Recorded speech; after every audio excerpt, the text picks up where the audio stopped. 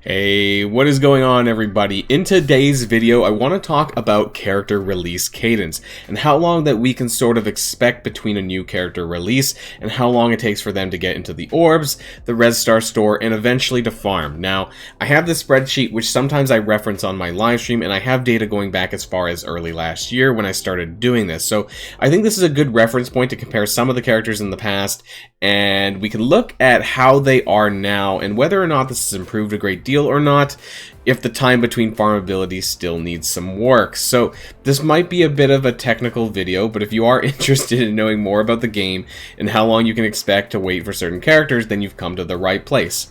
So without further ado, let's get this show started.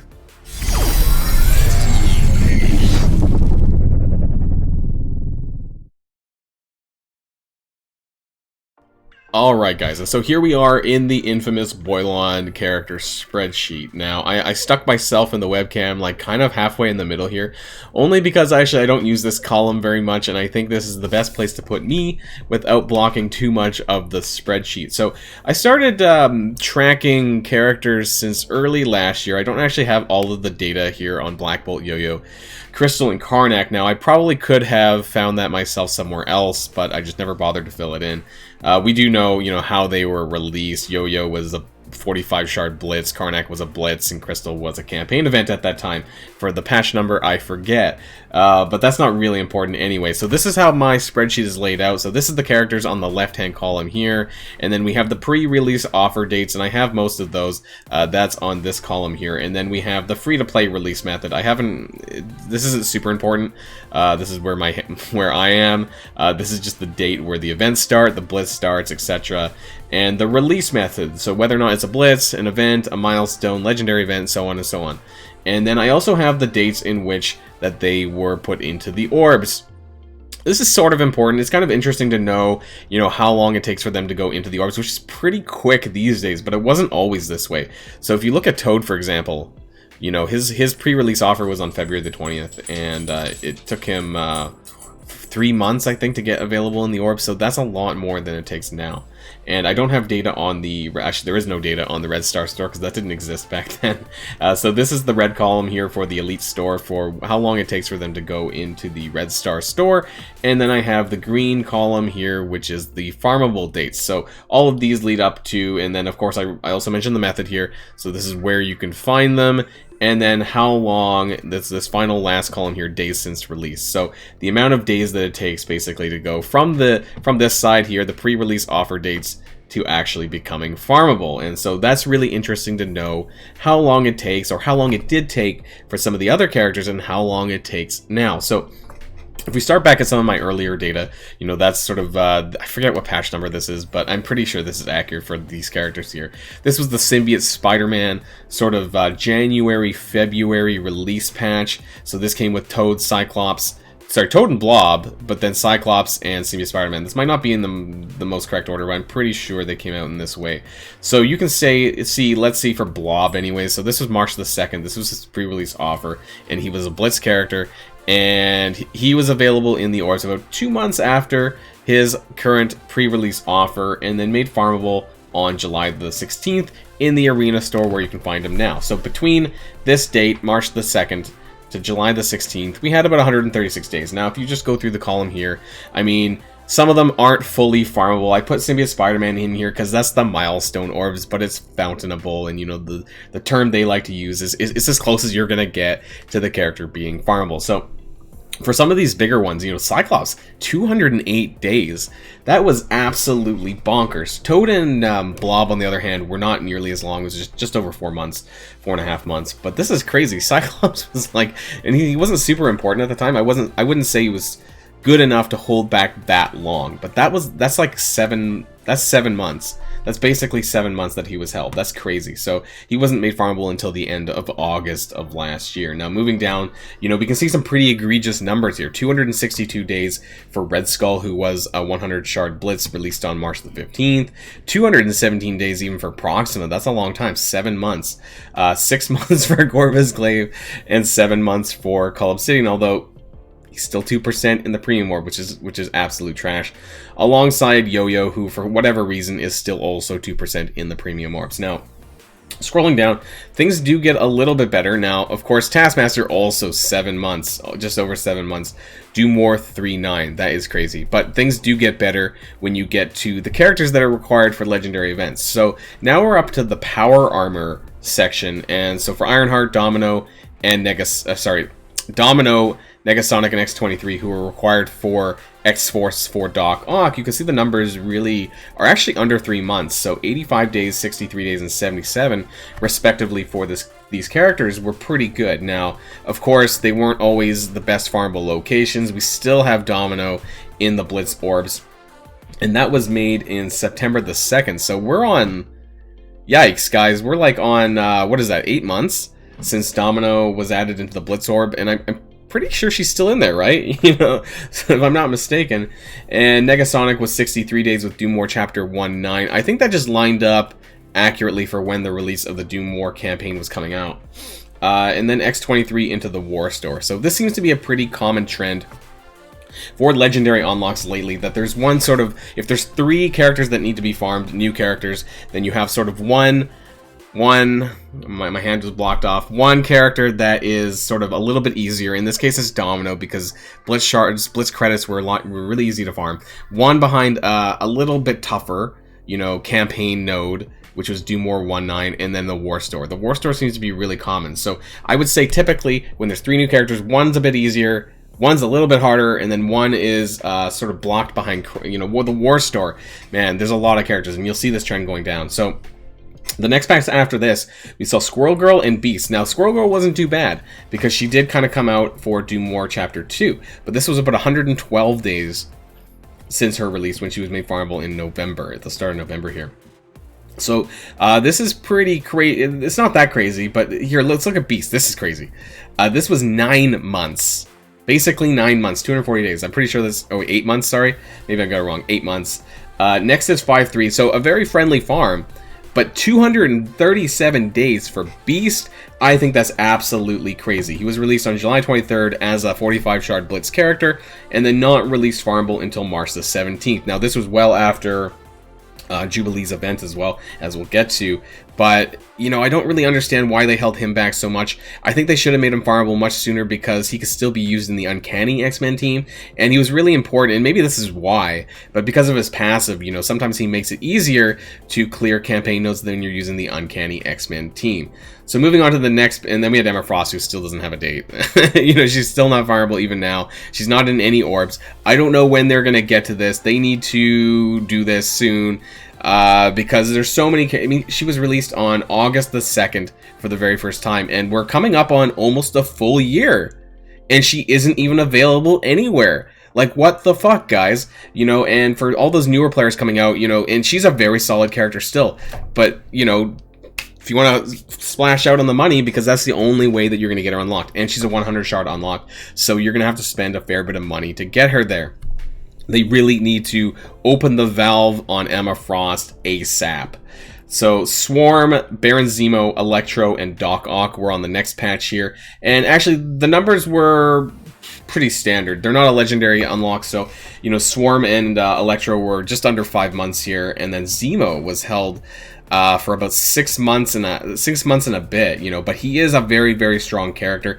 And, you know, to be honest, they made him a little bit more player friendly than I expected. The raid store is a fairly easy farm now, so I'm surprised they put him there and not in somewhere like War, given that he is a War offense character. But, you know, it did take a little bit of time. But now he is available, and he's one of the best new characters that you can farm as an early and mid-game player, because he just smashes the crap out of minion characters, which you see a lot of in the campaigns, and really helps the Villain 7-1 section.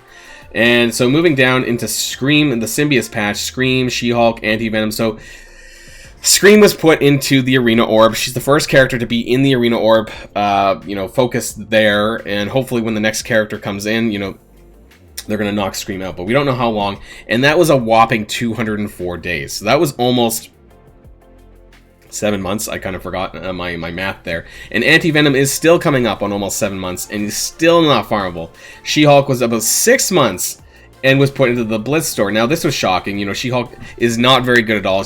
They probably sold really terribly as well, so they could have made She-Hulk available a lot sooner. So they really need to up the cadence on the releases. other than the legendary characters, which are interesting because, you know, they have been made a bit farmable a bit sooner than other characters. So we're getting to the Pym Tech patch here now, and we're at Stature, Ghost, and Yellow Jacket, and once again, just like X-Force, they were made farmable in less than 90 days. So 82 days for Stature, 69 for Ghost, and 65 for Yellow Jacket. Now, Yellow Jacket was available in one of the RTA seasons, so a lot of people assume that that means that those characters are going to become farmable a lot quicker. So now we're sitting at Shatterstar, and I do want to mention that we're at 150 days, and Shatterstar is the current RTA season, so I expect him to be farmable next. I think that's what's going to happen. Now, I'm not going to put any dates in here because we don't know anything, and I don't know the method, but I think what we're going to do, I think we're going to be getting Shatterstar next.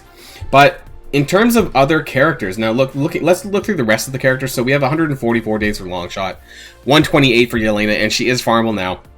Red Guardian, 106 days, also farmable now in the Arena Store at 900 credits. Yelena, so they promised that the Skilletary characters were going to be made farmable because of the Flash event that's coming for this month, I think, somewhere. And Kitty Pryde and Iceman are also coming up on close to 4 months pretty soon. Bishop is at 97 days, White Tiger's at 80, Moon Knight's at 70, and then Multiple Man 35, Polaris 28. So these are the rest of the characters here. Now, a lot of people are asking, well, what characters are very likely to be made for the next legendary event? So if you go back to both Pym Tech for Jubilee, which are these numbers here, and X-Force, which is here, you know, both of them were under 90 days. Now, none of the only characters here that are really under 90 days are like Shadowland, and that's getting awfully close. Otherwise, it would be X-Factor. But do I think that X-Factor would be the characters for the next legendary coming up? I think it's too tight. First of all, there's only 4 of them, so you would need a 5th character. That could be Jubilee. You know, just like we're coming up on the anniversary for Ebony Maw pretty soon. And he was a legendary within the legendary. But having Jubilee, you know, and the X-Factor don't make sense from a team perspective, whereas Black Bolt and the Inhumans did make sense. So you could wager that it could still be Jubilee and the Astonishing X-Men. Now, if you look at the numbers for that, Beast is actually, I don't know if Beast counts necessarily, because, you know, normally for legendary characters, there's 2 older characters, or at least another character that was really old. In this case, I think Beast qualifies for that, so we don't really care what goes on there. But what we do care about are the numbers for Kitty Pryde, Iceman, and Bishop. So we can see that here in this column. We're at 115, 105, and 97 days. Now, that's not outside the realm of possibility still. If we do get them farmable within the next month, it's nowhere near the same days as X-Force and Pym Tech were. But I think this is still plausible, because then we'd have 4 characters. We'd have the 4 Astonishing X-Men and Jubilee, which has been pushed back. We do have the Ebony Maw event coming back around pretty soon, which kind of cements him as his 1-year anniversary. And I think that Jubilee will be coming shortly after that. And I think the new legendary is going to be around the corner with the next patch. I think very likely we're going to see in patch 5.4, and this is the patch 5.3 details. You know, most of this isn't really important because we don't have a lot of details here with their releases and stuff, and nobody's in the orbs yet. But I think that patch 5.4, when we do get around to that, is going to include the next legendary character. And my estimates are going to be on Astonishing X-Men and Jubilee. So I'm going to say here, I know others have said something else. Some people have suggested Kestrel, but I just don't personally think that's going to happen. I think that they've offered way too many shards for her, and even because they're the Marvel Strike Force exclusive character, but I just don't see Kestrel being a legendary unlock character. Now, if I turn out to be wrong, I was wrong, you know, but I just don't see that based on some of the trends before. So the trends to me points to Astonishing X-Men and Jubilee. That's what I personally think is going to happen. Also, Bishop, Iceman, and Kitty Pryde, and Beast, all of them were Blitz characters, which means that not a lot of people managed to get shards for them unless you spent money. So I think this means that on a whole, that a lot of people are going to have low shard numbers for them in terms of a legendary unlock, which kind of points to me as, you know, a way that they'd be able to limit how many characters unlock this legendary, unless they go completely left field when it comes to the unlock and what their expectations are. Going back to a 6-star unlock with some random traits, I don't really see that with some of the newer characters out here.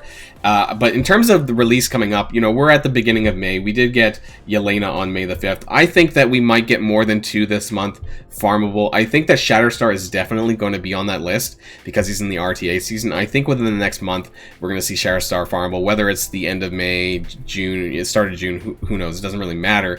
But I think within the next month, we will see Shatterstar farmable. I think they're going to skip Anti-Venom.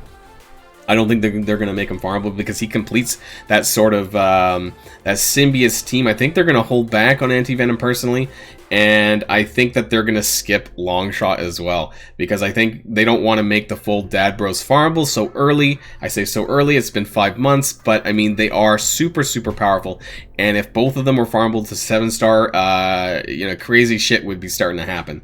So I think what's very likely is we're going to see Shatterstar farmable soon, and I think after that, we're going to be moving on to the Astonishing X-Men, especially with Jubilee's second pass on the horizon. We're going to see Kitty Pryde, Iceman, and Bishop. Now, where do I expect them to go? I think Kitty Pryde is going to be the most realistic, or it's not realistic, the easiest farm, because I think that, while they're all kind of good, I think Kitty Pryde is the least useful, I have to say. I mean, they're still good, but I think that, you know, it's not a huge deal if she's made farmable. I would see that either in the Blitz store or in the Raid store. Iceman, I think they're going to do something really mean. I think they're actually going to put Iceman in the Arena Orb. Number 2. This is my guess. Now, the reason why I say this is because I don't think that he's crazy enough to be in the War Store. I think Bishop could go in the War Store because he's really good. And War Store credits is very much reduced in terms of the rate that you can get this in. But I don't think that Iceman deserves to be in the War Store. And it's funny because actually, in terms of farmability, the Arena Orb is actually the worst one. The Arena Orb is way worse of a farm. If you guys watched my video of opening Arena credits in the Orbs to get Scream Shards, it was god awful. So I think this is actually harder to get shards for Iceman if he ends up being in the Arena Orb or in the Arena Store eventually than it would be for Bishop in the War Store, because you can target farm shards a lot easier in the War Store than you can in the Arena Orb, which is very specific and very expensive to do. So this is my estimations for the next 30 days. I think we're going to see Shatterstar farmable. I think we're going to see Kitty Pryde farmable. I think we're going to see Iceman in the Arena Orb, and I think we're going to see Bishop in the War Store. We'll see if my predictions are correct, but I wanted to share this whole spreadsheet with you guys. If you guys are curious about actually picking this spreadsheet up yourself, then I would encourage you guys to join my Discord channel. I do have this available, and I post new updates to this every so often, so if you want to take a look at this yourself, then feel free to join the Discord, and you can download it there if you like. I don't want to have it put up online into Google Drives or anything at this time, but yeah, if you are interested in this, then feel free to join up the Discord community. You can find the link to that in the description below as well. So that's the end of this video, guys. Let me know what you think. Do you think Astonishing X-Men with Jubilee sounds reasonable for the next legendary unlock? Do you think it's Kestrel? I know there's rumors out there from other people who suggest something else. Let me know your thoughts all in the comments down below. This is the end of the video, guys. Thanks for watching, and of course, stay safe. I'll see y'all later. Boylan signing out.